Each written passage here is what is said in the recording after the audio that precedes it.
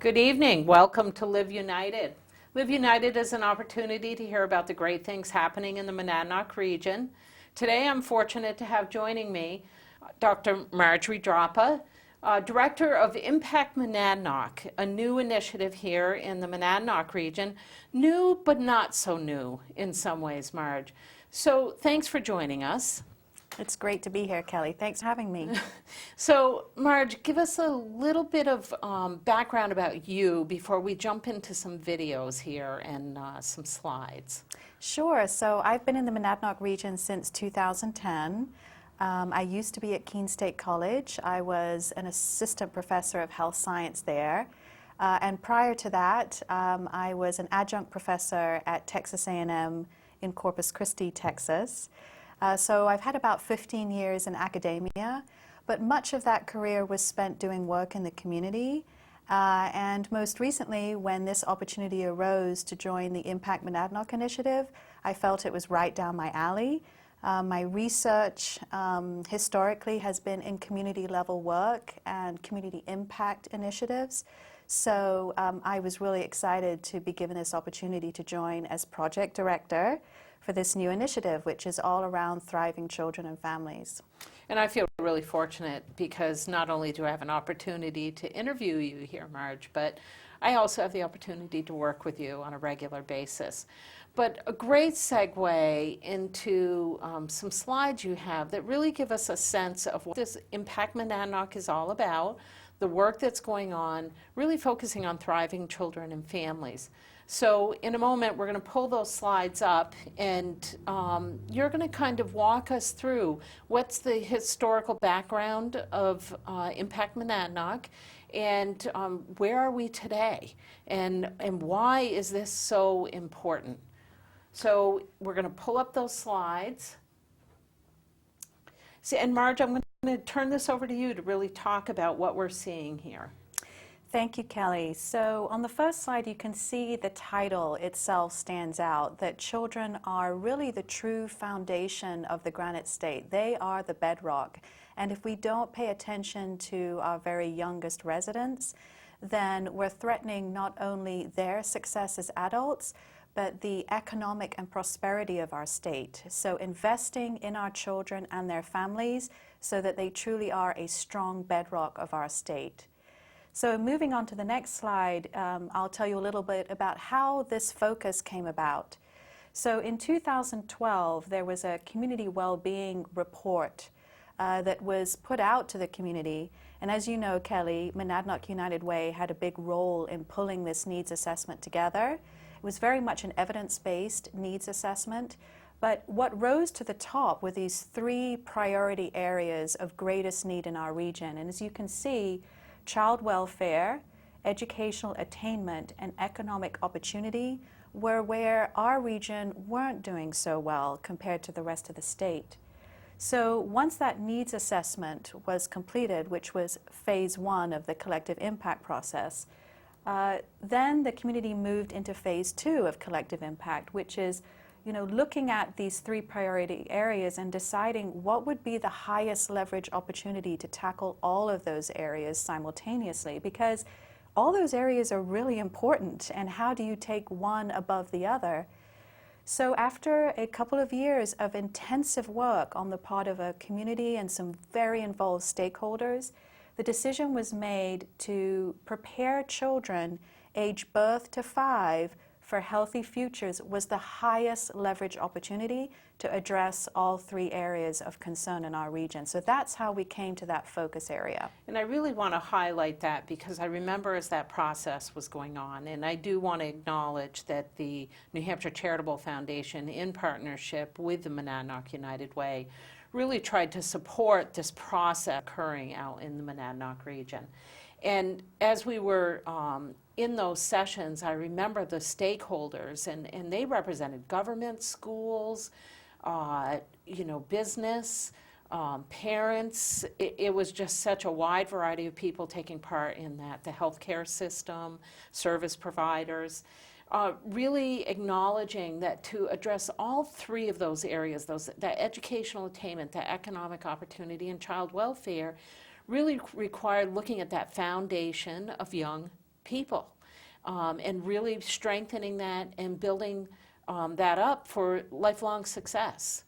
So we have some additional slides, and we'll roll into those, but it was such an incredible process, and as you mentioned, it was a multi-year process. People really took this seriously. Yes, and if you look at the next slide, you'll see that there was then a further investment of work on the part of community members. So first of all, there needed to be, in the collective impact process, there needs to be an organization that can spearhead this. So Impact Monadnock came into being, and this is the group I'm representing here today. But Impact Monadnock is as diverse as you described the community collective impact process to be. It's a group that formed a local nonprofit. It's an LLC.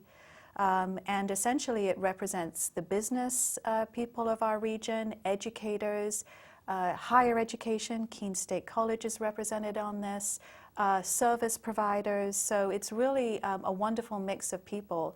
And they came together to form this nonprofit to help get the initiative pushing forward.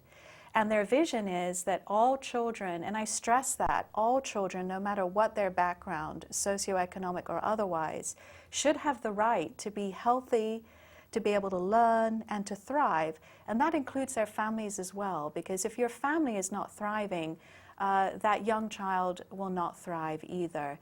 So that's the vision. And another thing important to note is it is a multi-year self-sustaining initiative. So this is not an initiative that will come and go. We're here to stay in the long term because we really believe in our children.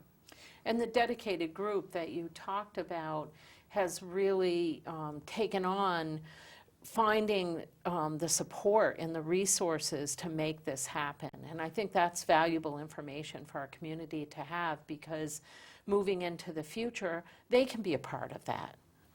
Absolutely, and I think what's important to note is that this is a self-funded initiative. So the board of Impact Monadnock is going out seeking funds, and recently I was at a funders convening meeting in Concord, and what became very evident to me just sitting at the table with these very large Endowment for Health, New Hampshire Charitable Foundation, with these very large philanthropic organizations, is that they have made very clear that their priority, or one of their biggest priorities, is early childhood. So Impact Monadnock and the work that Monadnock United Way is doing, and Spark New Hampshire, which we're partnered with, really are at the table at the right time. And so it's great that the Monadnock region gets to be at that table. So going back to the slide for a moment, I'll continue to talk a little bit about the structure of how this works. But essentially, if we move on to the next slide, you'll see that Impact Monadnock then needed to choose a backbone organization to be the boots on the ground for the project. And as you can see, Monadnock United Way, in partnership with Spark New Hampshire, which I'll talk about in a second, was selected to be the backbone for this initiative. And Kelly, as you know, being the Collective Impact Director, this is a collective impact-based initiative, so it fits wonderfully in with Monadnock United Way's work. And the fact that we are partnered with a very highly regarded state-level organization such as Spark New Hampshire really brings great credibility to the work that we're doing here. So Spark New Hampshire is an executive council appointed by the governor. So it's non-political. It works for any governor who happens to be in office. But it's an executive council of childhood experts. So they really bring the expertise to this initiative. And Monadnock United Way brings its wonderful connections with the community and its built-in relationships and capacity in the community to this initiative. So it's all good. It really is a wonderful match in terms of supporting this. Can you tell our audience a little bit about the role of a backbone organization? Sure. So using the collective impact process model, what's really important is that you have leadership to help guide the work in the field, but you also have leadership that's really invested and connected to its community. It needs to have the ability to pull the community together. And I think one thing that's really important about this initiative is that there's not one sector represented here. This is not just an early childhood initiative. It goes across all constituencies. So when you talked about in phase one how you had businesses represented, the health sector, exactly. And the backbone organization needs to be able to keep pushing that it's not a one sector initiative, but it goes across all constituencies. And we're working very hard to continue that work, to continue to invite people from all walks of life to be involved.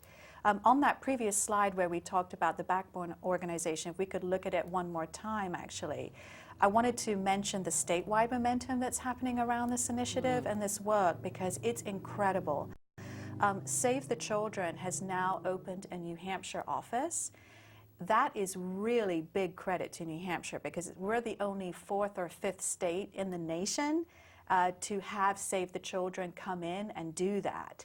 So what they've done is they have an advocacy arm called Save the Children Advocacy Network, SCAN, and they've opened an office here to help really push policy movement toward our legislators supporting early childhood. So they're currently financially supporting and sponsoring the Conversations with a Candidate that are happening on WMUR Channel 9, where we have people who are running or declaring for the presidential nomination coming on, and they have to answer questions about if you become president, what would you do to support early childhood? That's a first-time event for this work. So that's huge, and it really brings the Monadnock region to the table as well because I get to go and attend some of these tapings, and they've been really interesting. So a lot of momentum happening regionally, but also at the state level. One of the really exciting aspects of Impact Monadnock, I think, is this opportunity to partner with Spark New Hampshire and the whole state level of work that's going on. Because when we think about advocacy in particular, it really requires that up front for us to make any kind of progress on the local level because we have to have that kind of leadership support out there to really make moves. And you've got to have the policy in place that is going to support these and they are long-term efforts. Yes, and I think sometimes that's the hardest thing for people out there in the community to understand that, all right, if we invest in our birth to 5, when will we see the results? And I'm very transparent about this. You will see some results immediately, but some of the most important results you won't see until they're adults. But one thing I do like to talk about, and I think we're going to show some videos shortly that will explain it much better than I can though, is that if you don't invest early, then you're missing 90% of a child's brain development that occurs between the age of birth to 5. So I think if we segue now into those videos, that'll help explain to our audience better than I can about why we need to invest now to impact a child's future 21 years from now. So can you tell us what this first video kind of lead us into that, Marge? Absolutely. So as we're getting that first video getting ready, the first video talks about building a sturdy foundation in the brain. So if you imagine a house being built, if you don't have a solid foundation, then trying to build the windows, the walls, and the roof are useless. They'll just fall down. And I use that just to try to explain the importance of investing while the baby is still in the womb. So this initiative looks, yes, at birth to 5, but it's also looking at those families because we want to make sure that the mothers having children are also being supported and looked after. So I think if we're ready to roll with the first video, we'll talk about the neuroscience, which comes from Harvard, behind investing in brain development.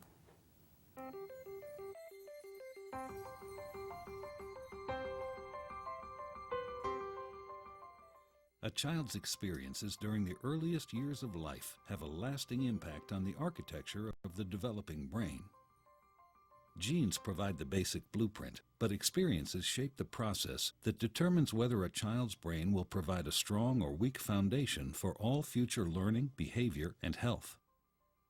During this important period of brain development, billions of brain cells called neurons send electrical signals to communicate with each other. These connections form circuits that become the basic foundation of brain architecture. Circuits and connections proliferate at a rapid pace and are reinforced through repeated use. Our experiences and environment dictate which circuits and connections get more use. Connections that are used more grow stronger and more permanent. Meanwhile, connections that are used less fade away through a normal process called pruning. Well-used circuits create lightning-fast pathways for neural signals to travel across regions of the brain. Simple circuits form first, providing a foundation for more complex circuits to build on later.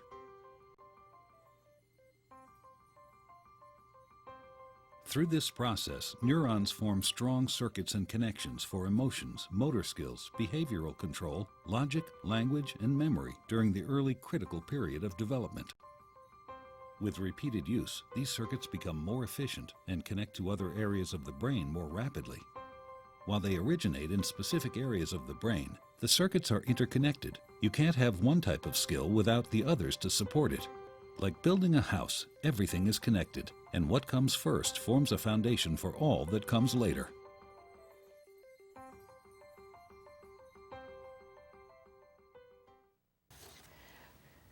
That is some amazing information, Marge, and I know that you've been doing presentations with the content of what we're seeing here across the Monadnock region, and that there is an opportunity for people to have you come in and actually talk to their groups about the information, the importance of building this strong foundation, why we want to do it. Can you talk a little bit about the presentation while we get ready with the next video? Absolutely. So I'd like to start by showing you this wonderful artwork. When I go out across the region to do these presentations, I take these folders, which are decorated by our birth to 5 children in the Monadnock region. So this is actually a 5-year-old from the Keene Daycare Center who decorated this, and they're asked to draw something that makes them happy. So I don't know exactly what that is, but it looks very happy. But yes, since February, when this initiative was officially launched and I came on board as the project director, I've probably now presented to more than 200 people across the region. I'm willing to go anywhere, any place to get the word out about why we need to focus on thriving children and families. So I've presented at Rotary clubs, I've presented to businesses. I'm going to Stonewall Farm here soon. I'll be presenting at the Peterborough Rotary Club this afternoon. I go to Chamber of Commerce. So I go to schools. So I will literally go to a meeting perhaps that you've already scheduled for your staff or for your employees and fit into your schedule rather than you trying to do a special meeting for this. So I will travel pretty much all over the place to get the word out, because it's so vitally important using the collective impact process that we keep our community involved. The community is the leadership for this initiative. We're not. They are the ones who are in charge because it's their children and families that are affected by this. And we can say their children and families, but it's our children and families. Regardless of whether you have children, we are all citizens here, and it's so important for us to really understand that we all have a role in the success of each individual, our neighbors, our family members, our friends. So it's just important to remember that. Exactly. This isn't just about whether you're a parent or not. And as the next video will show, it's all about, for example, how you as an adult are interacting with a child, whether that child is yours or not. So on this next video, we talk about the really big importance and how significant the relationships between adults and children are, and how that interaction can actually affect how the brain is developed. So I think we're ready for that next video now. Great.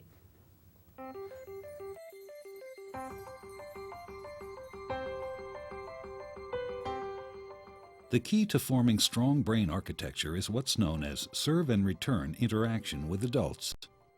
In this developmental game, new neural connections form in the brain as young children instinctively serve through babbling, facial expressions, and gestures. And adults return the serve, responding in a very directed, meaningful way. It starts very early in life, when a baby coos and the adult interacts and directs the baby's attention to a face or hand. This interaction forms the foundation of brain architecture upon which all future development will be built. It helps create neural connections between all the different areas of the brain, building the emotional and cognitive skills children need in life. For example, here's how it works for literacy and language skills. When the baby sees an object, the adult says its name. This makes connections in the baby's brain between particular sounds and their corresponding objects.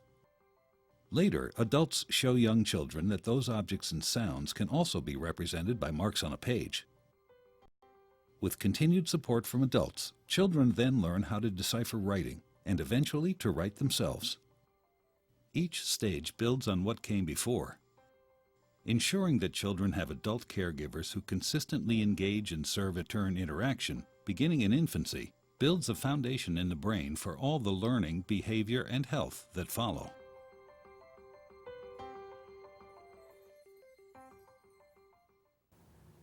So, what's really fascinating about the videos that we're seeing here, Marge, are that they really do lead into helping us understand how important early childhood is to building that strong foundation around your educational future, your life in the workforce, and a successful future, really. And when we think about those three foundational pieces, this begins to emphasize for us, and I know the next video very much demonstrates why it's so important to be focused on this early childhood initiative and really be thinking about the thriving children and families.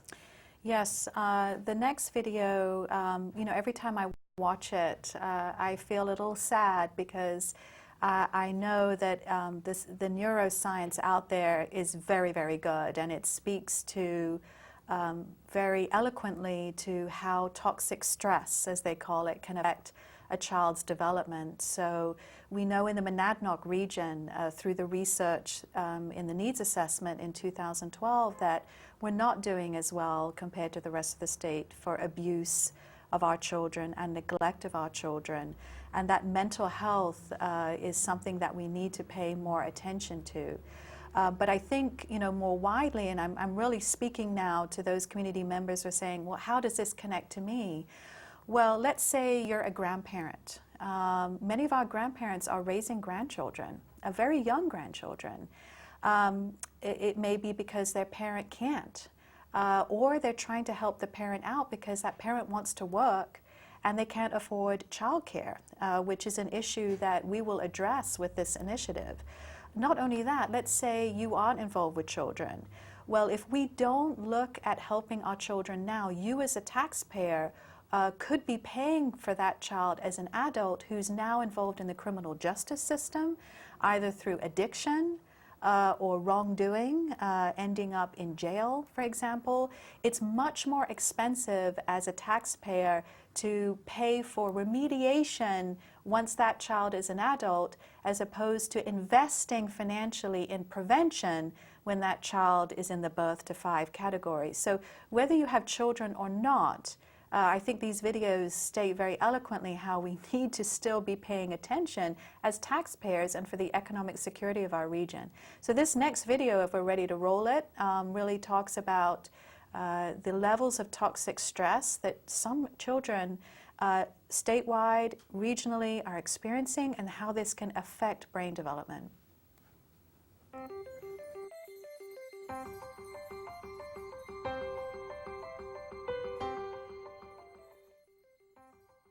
Learning to deal with stress is an important part of healthy development. When experiencing stress, the stress response system is activated. The body and brain go on alert. There's an adrenaline rush, increased heart rate, and an increase in stress hormone levels. When the stress is relieved after a short time, or a young child receives support from caring adults, the stress response winds down and the body quickly returns to normal. In severe situations, such as ongoing abuse and neglect, where there is no caring adult to act as a buffer against the stress response stays activated. Even when there is no apparent physical harm, the extended absence of response from adults can activate the stress response system.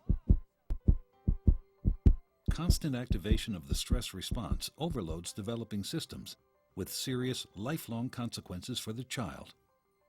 This is known as toxic stress.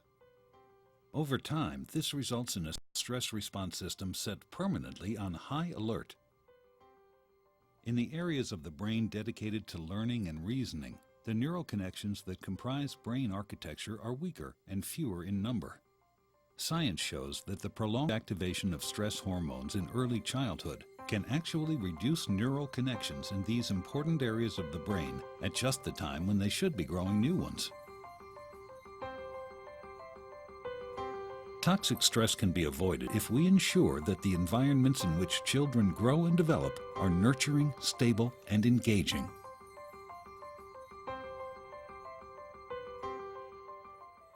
So Margie, right, I think for our audience, perhaps watching this information on toxic stress may be a little alarming, but there's a lot happening around the Monadnock region. I really want to emphasize that. It's why you're here.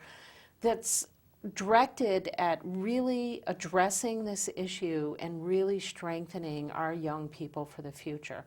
So let's talk a little bit about what you are doing.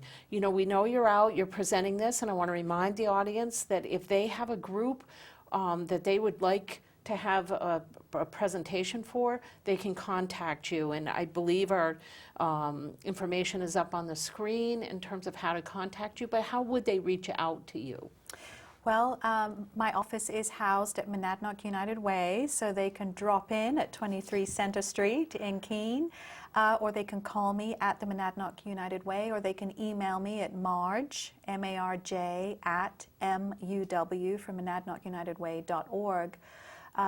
But yes, absolutely, I'd love to be able to come to present. But one thing I am excited to talk about is a special forum that we're putting on in October to help businesses in our region connect the dots between why they also need to invest in early child. And I think if we go back to the PowerPoint slides for a second, you'll see a slide that talks about a brief from the U.S. Chamber of Commerce that really lays it out in a fantastic way that says basically investing early in our workforce pipeline ensures the best outcomes. And very importantly for those community members who maybe are not connecting to this yet, that they need to understand that it saves taxpayer dollars to do this.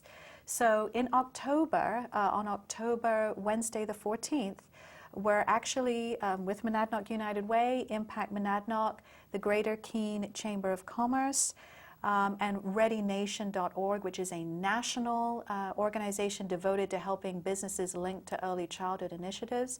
All of us together are putting a forum for businesses to which business leaders and regional leaders are invited. And we'll have some wonderful keynote speakers to talk about the importance of investing from a workforce standpoint. But we're also inviting business leaders to be a part of the initiative infrastructure as well. So we hope that the public will come to this forum too and learn about why investing saves money, investing early, but really helping businesses understand the importance of that.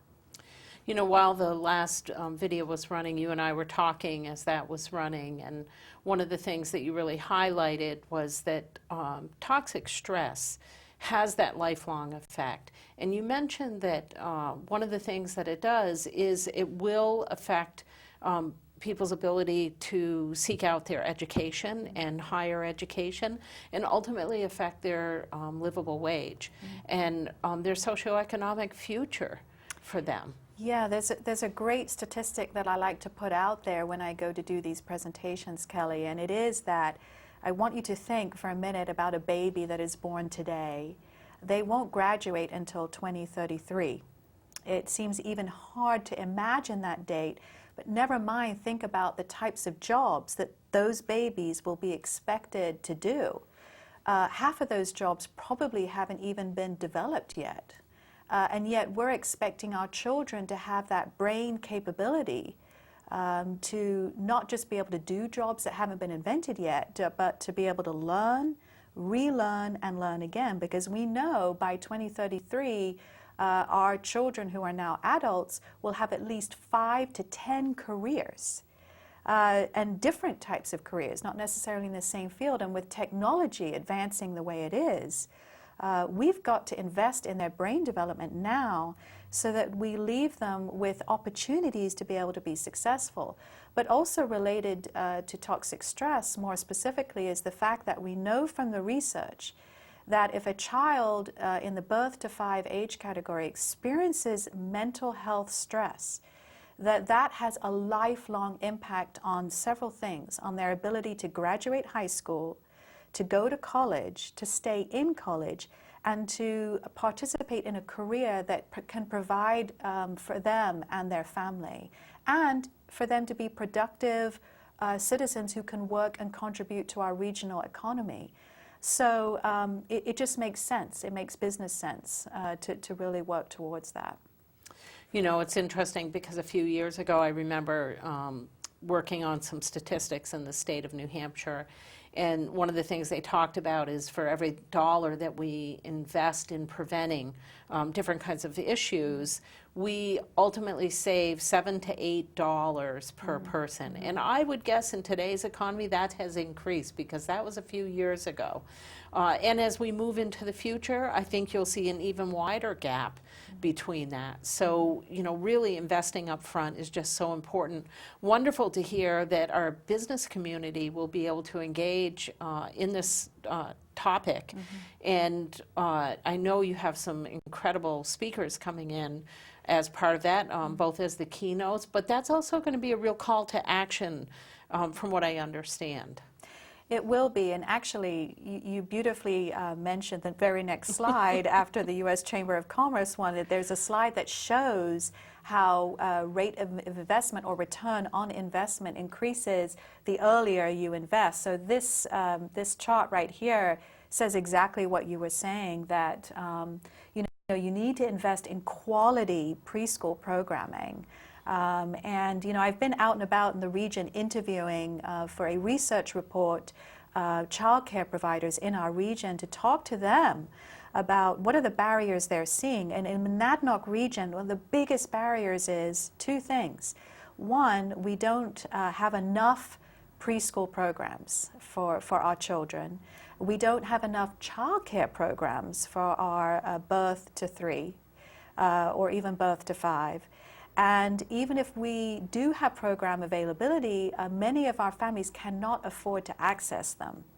So that rate of return needs to happen more specifically in our, and we need to look at that because it just makes, as you say, business sense.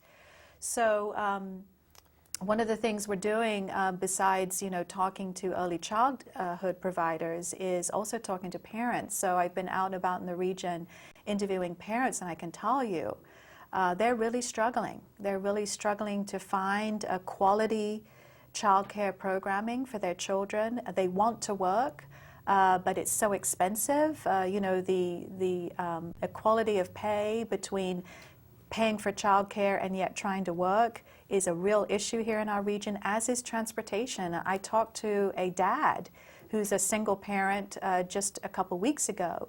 And the one thing he said to me is, he said, if I didn't have a family member able to provide some help for me, I wouldn't be able to work because he has a 4-year-old at home.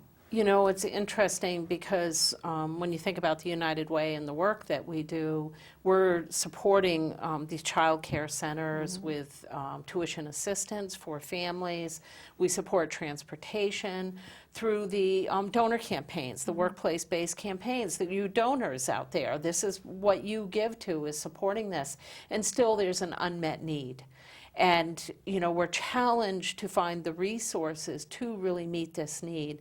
That really speaks to the collective impact piece and why we need to come together around focusing around these types of issues and really maximizing the use of our resources, looking at how we can be efficient in the use of those resources. I'm glad you brought that up, Kelly, because recently we hosted 2 forums, one on this side of the mountain and one on the other side of the mountain, because when I say this is a regional effort, it truly is a regional effort, so we're very inclusive of that. But these forums encouraged not only service providers with United Way, but other organizations to try to reframe how they do their work. Because let's say you're in transportation. You might initially think, well, how do I connect to the birth to 5 population? Well, of course you do, because if this single dad can't get to work, then who's going to take care of his son if not he? So he's having to pull in family members, which may not be the most ideal educational opportunity for his child, but he has transportation issues getting to work and transportation issues getting his son to a quality childcare program. So we've really tried to help our many organizations and providers in the region to rethink and reframe how they can connect their organization's mission and values and work to thriving children and families, because at the end of the day, we are all invested in them, no matter what kind of work our organization does. So collective impact encourages communities to leave their organizational hats at the door. We come together as a community, not as a variety of individuals or individual organizations. So that's very important. So let's talk a little bit about how people can be involved. Mm-hmm. Yeah, so the next few slides really talk about, this call to action and what kind of availability is there for community members, not just to be involved, but to actually be leaders in this work. And I repeat that because sometimes it's difficult for the community to think of as initiative as theirs, but this is theirs. We're not in charge of this.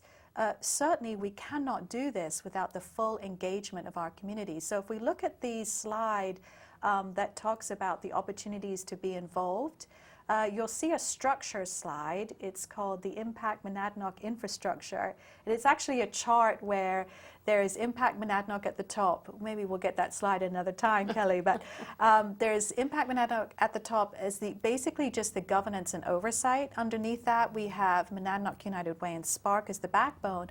But underneath that are 4 big opportunities for the community to be involved. And the first one is, would you be interested in being on the steering committee?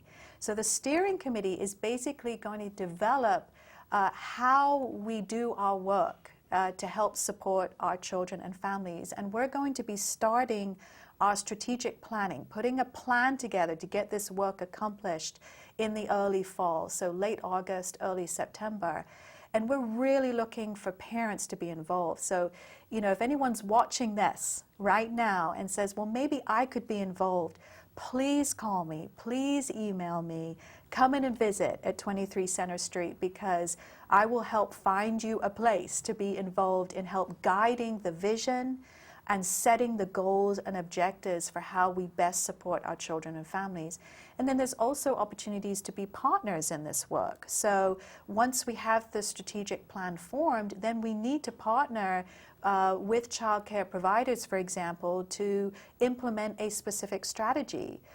We need to form work groups to find the best evidence-based practices in this field of work. And we also need the community to help support us. We need public will to help make our legislators listen, to help make our school board members across the region listen, that they need to make children and families, especially the birth to 5, their priority as a policy maker. So, if you can write a letter to the paper, or you can call your legislator, I'll help you do that. It's interesting because I think oftentimes people think, well, there's influential people out there that can take the lead on this and really drive this effort. And in this case, that's not what it's about. It's about each of us assuming that leadership role, because it is about the future of whether it's our neighbor or our children or our friends again, or our family. So really, there's a role for everyone in this, regardless of your age. As you mentioned previously, there's grandparents that are caring for children now.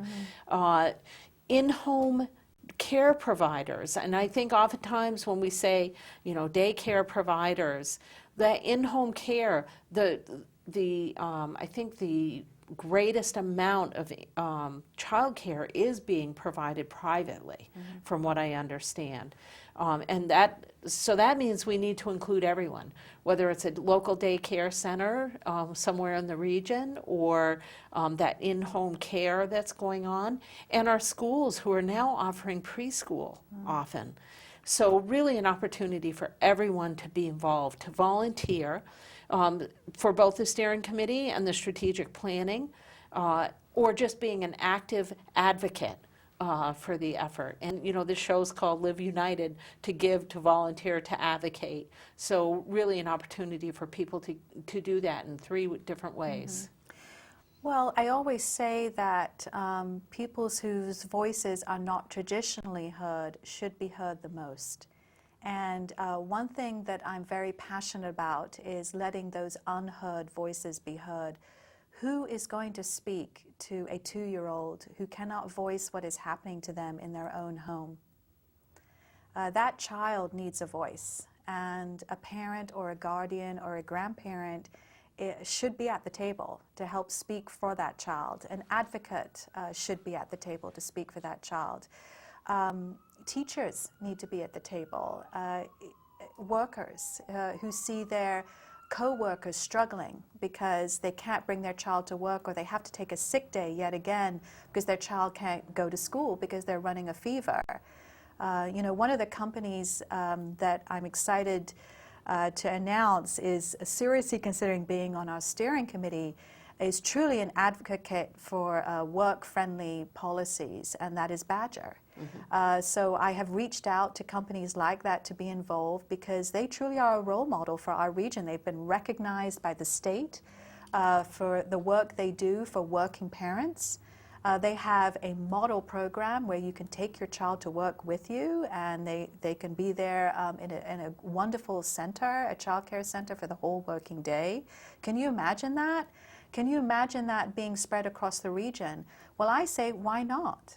And if we have the voices of our parents and our working families at the table, you can make it happen. But as you say, we need to be united, and we don't want just the same voices to always be represented. It needs to be new voices, different voices, understanding that the community needs to take leadership of this. And that's the collective impact process in a nutshell, as you know. And it needs to be all voices. Not just new voices, not just old voices. It needs to be a very united voice together on this. You've got an exciting event coming up. You've got volunteer opportunities available for people. There's amazing things happening at the state level, and we're going to have another show where we really can highlight some of the work of Spark New Hampshire and hopefully Save the Children, so that people can see that, one of the exciting things about this is, really Impact Monadnock and the Monadnock region are trying to get out in front of this and really partner with these entities across the state and nationally to really think about how do we move ourselves forward in a really positive way. So great opportunity for people to be involved in really an innovative project. It may not seem innovative. We've been caring for our children for thousands of years in different ways. But this is really rethinking how we work together for our children and families. It is, and I think we're helped in part by the new attention that scientists are paying to this field, because previously we haven't had the research in this field that needed to happen. And I think it's only in the last 10 or so years that neuroscientists have suddenly recognized the importance of studying brain development in the womb, but also throughout the birth to 5 age groups. It's difficult to go out and ask for support when you don't have the science behind it. And I think up until about 10 years ago, that was a part of the struggle. But now, you know, we have schools like Harvard devoting funding to neuroscience, to brain development. We have some wonderful studies out there now. And I talk about a lot of this in the presentations that I give. But I think that really helps our cause because, you know, there's so many causes, you know, but one thing about investing in thriving children and families is it helps those other causes as well.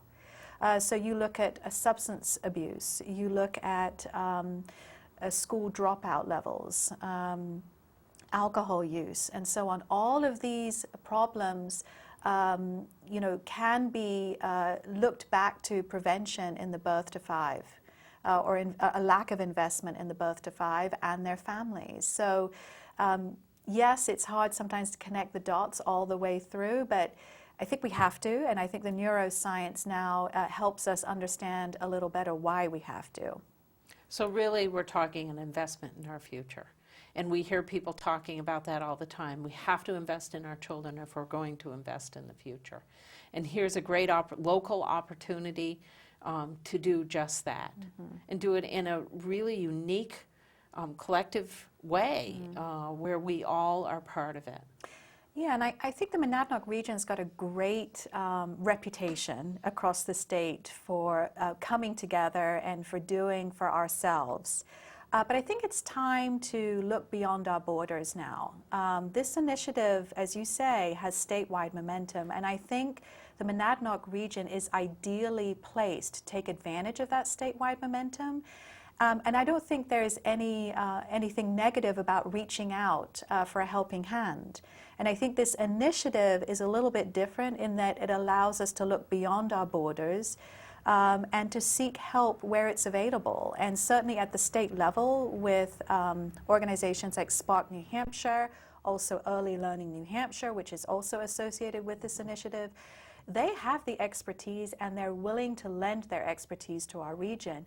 And what also should be noted is that we're a little late to the table. There's been several regional initiatives around the state, such as in Coos County, for example, that have been doing this kind of work that we're just starting to do for between 3 and 10 years. I recently saw a map of New Hampshire where other coordinated efforts have been going on, and they've really been doing some work for some time now. So I think we have a little bit of catch up to do, which makes it even more important not to be afraid to ask for help. One thing I like to mention here is that I am in no way an early childhood expert. I have no expertise or educational background in this. I used to be a professor, but I taught the 18 to 24-year-old crowd when I used to think, wow, I wonder what kind of childcare quality they had as birth to 5, because I saw the effects of that later in life. But I sometimes wished I could have been more expert in those early years to help alleviate some of the problems I saw at the college level. So I say that because if you feel that you don't have a place here because you're not an early childhood expert, well, join the crowd, because neither am I. And I love that you mentioned crossing the borders and really drawing on people's experience, both within our own state. Vermont has been doing some amazing work around early childhood initiatives for probably the last 10 to 15 years. Massachusetts. So when we cross those borders, we can cross them around the country. We can cross them around them regionally. We can cross them here in the state of New Hampshire, and really share those experiences, learn from those. Sometimes, you know, I like to think that we may be a little bit late into the game, but we're also in a unique place coming in when we do, to get our region out in front a little bit faster, because we can really learn from those past experiences of others who sometimes have to muddle through figuring it all out. Well, I'm glad you brought that up, because what Spark has done has brought all of us who are doing regional initiatives together in a community of practice. And we had our first meeting earlier this month. And what I quickly found is that Impact Monadnock's initiative is really going to benefit from lessons learned from those other regional coordinators who've been in the field for a little longer. So I'm excited to be part of this community of practice, to learn from others. I don't want to call them mistakes, but perhaps bumps in the road that they've experienced. One thing I have learned is that when the Monadnock region does decide to take something on, they commit to it 110%. And I know that we are lucky to live in a region and a community that is like that, because some of those other regional coordinators are ready to jump in and help us. I mean, we're not just getting help at the state level. Other regional coordinators are rallying around our initiative too. So, you know, how generous and how wonderful of people to share their expertise. And I do know that we had a bit of a unique well-being report that this evolved from here in the state, and that other portions of the state are now embracing using that same kind of process. So again, we learn from each other, and it can only benefit the good of our communities, the good of our citizens. And that's the great thing about this being a collective impact initiative, is that it gives us a structure to follow. So we know that that needs assessment, that well-being report was in phase 1. We know that phase 2 set up you know, how this initiative should focus and what the infrastructure should be. And now we're entering phase 3, to me, the exciting phase, if you like, where we start to organize for action.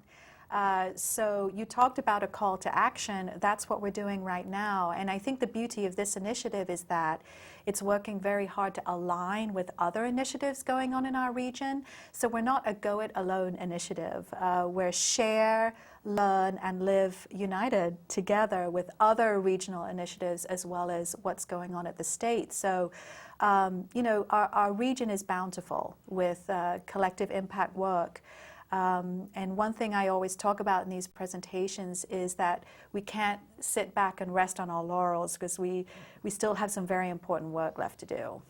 So an important message, and again, a call of action out to our citizens who are watching this, or may pick this up at a later date, or whether it's on YouTube or however you may see this. You have an opportunity to get involved, to volunteer, to be an advocate, to give. You have many ways you can take part in this initiative. Marge, again, if people want to reach out to you, how will they do that? So they can come visit me at my office. I'm housed with Monadnock United Way at 23 Center Street in Keene. Would love to see you. We have a great cup of coffee or tea available. You can also call me at Monadnock United Way, and I believe the information is on the screen as well. Or you can email me, and that's probably the best way, which is Marge, M-A-R-J, at MUW from MonadnockUnitedWay.org. And the other way people can reach you is through the website, impactmonadnock.org. Yes, we have a wonderful website which actually shares the well-being report that we talked about, but also the phase 2 report, which showed how we got to that focus on thriving children and families. They're up there for everyone to share, to download, to read for themselves. And we are doing some work on our website to start making it more interactive, and also to give monthly updates. We're planning to have a newsletter start to appear on a monthly basis, giving updates on our work. So please do visit impactmonadnock.org. It's a great website, and we're looking forward to sharing monthly the progress that we're making. And folks can attend the event in the fall. That's for the business community. Most of us are workers out there, so I'm imagining that anybody that's a worker out there that wants to attend that event and hear more about this. Yeah.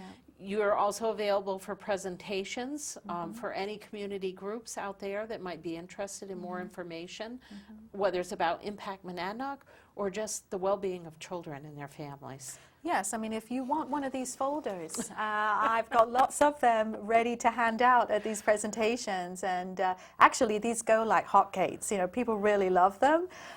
So I'll be delighted to come and bring those to you. But One thing that I would like to stress is that, yes, we're going in strategic planning, and our steering committee is going to be spearheading that, but a mandate for us, and this links to our funding commitments, is that we have to make sure we're continually going back to the community. You know, are we going in the right direction with our planning? Is this really the goals that you want to focus on? Are we focusing on the right areas of focus? So I need at least 40 to 50 community members to be able to continually reflect back as we go through this strategic planning process, which will be about 6 months. So we start in the fall, but it's going to go through spring 2016. So this is a commitment that I've made to our funders to make sure that we're following the collective impact process of involving the community. So I really need volunteers to be able to touch base with throughout strategic planning. And I want to bring you back, audience, to the message Marge gave earlier, that in volunteering, you're giving voice to children and their families. So it doesn't have to be you representing yourself, it's you helping represent all of our fellow citizens out there. So I encourage you to really take part in this, to reach out to Marge through Monadnock United Way at your office there, which is, do you want to give people the number, Marge? I knew you were going to ask me that, Kelly. I can help you with that. Thank you. It's 603-352-4209, and you're at extension 28, I believe. I'm glad you remembered that, yeah. One of the good fortunes of working together. And so Marge, I really want to thank you for joining us. Important work going on. We'll continue to bring you and others back from the community and from the state, and perhaps from across borders, that are really involved in this kind of work and really making a difference in our citizens' lives. And I want to leave you, audience, with a reminder that you can participate in initiatives like Impact Monadnock, that it's very important to remember how and why we give, we volunteer, and advocate. It's because we all make a difference in the lives of our fellow citizens, our families, and members and neighbors, in members of our congregations and things, and other civic groups that we may belong to. So thanks for joining us. And we invite you to join us again next Wednesday.